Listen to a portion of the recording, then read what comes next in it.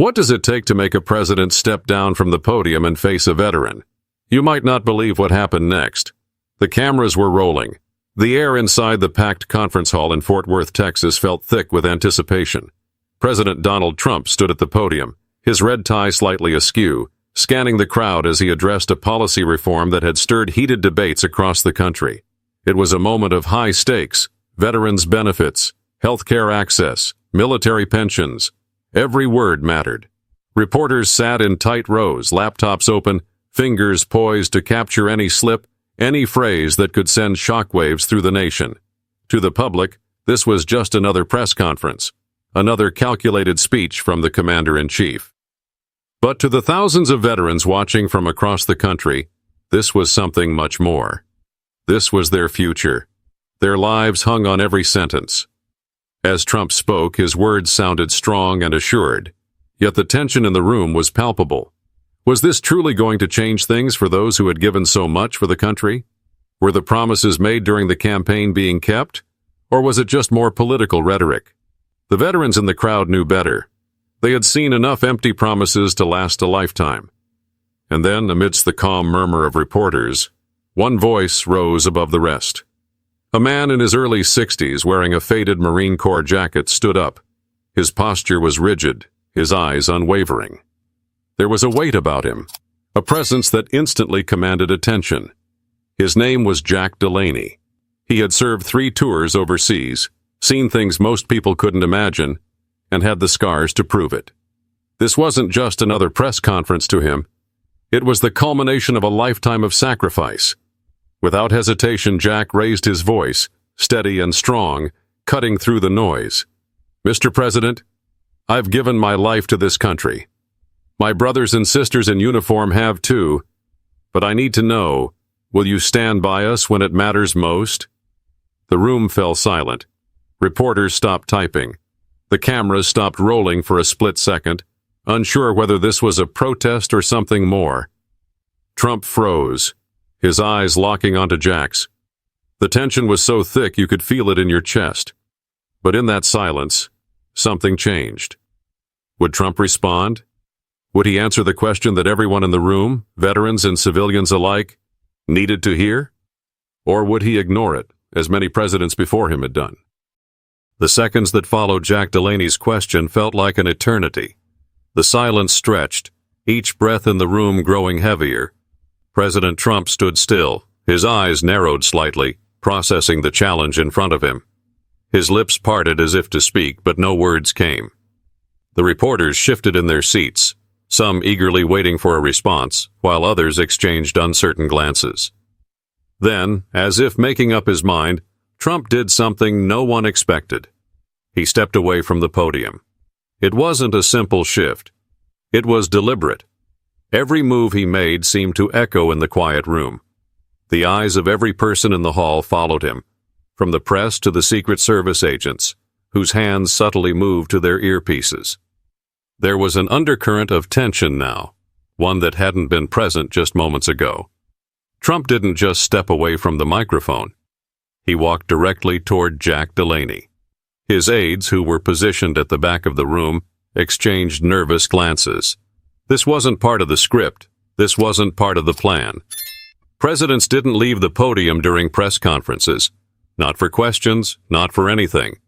It was a calculated move, a show of power, a way of keeping control.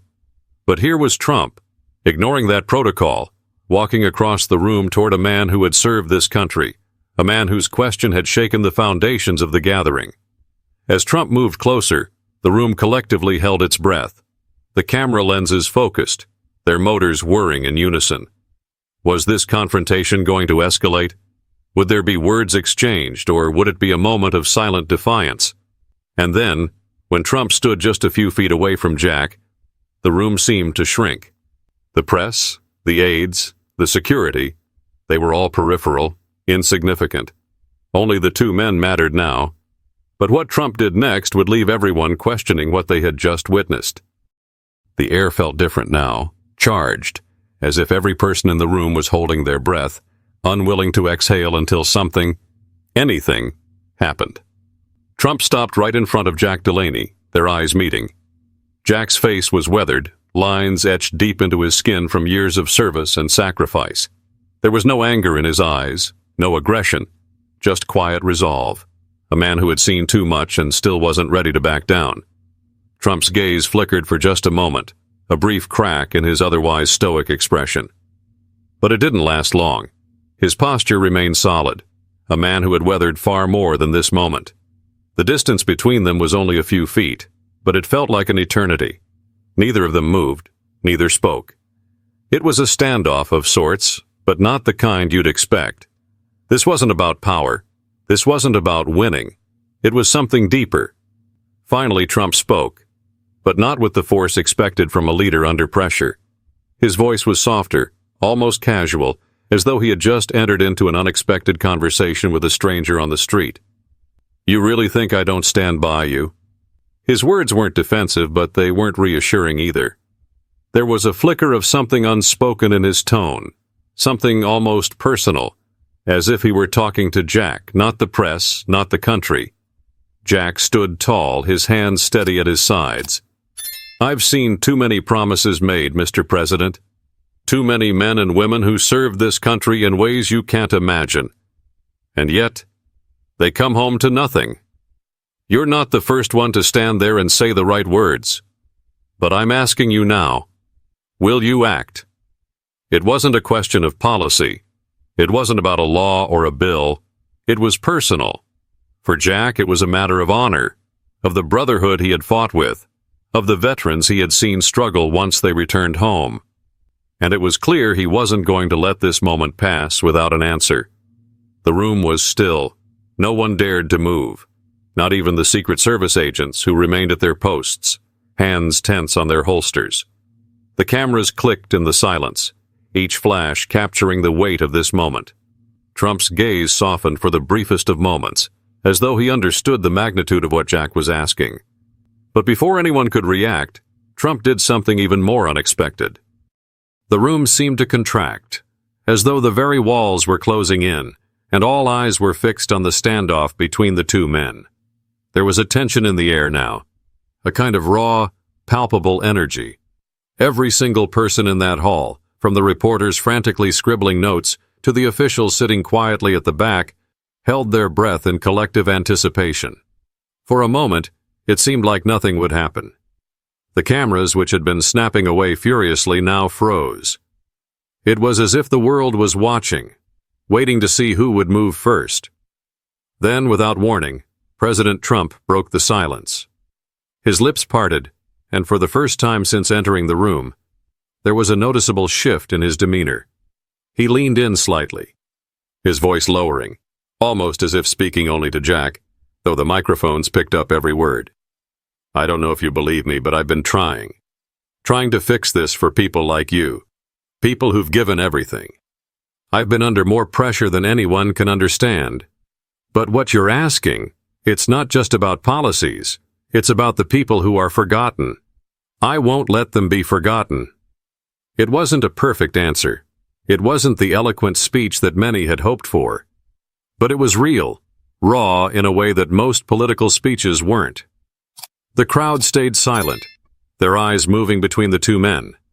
The skepticism, the hope, the uncertainty, they all swirled in the air. Some had expected fireworks, but instead, they were witnessing something more nuanced, more human. Jack's face remained unreadable for a long time. He didn't smile.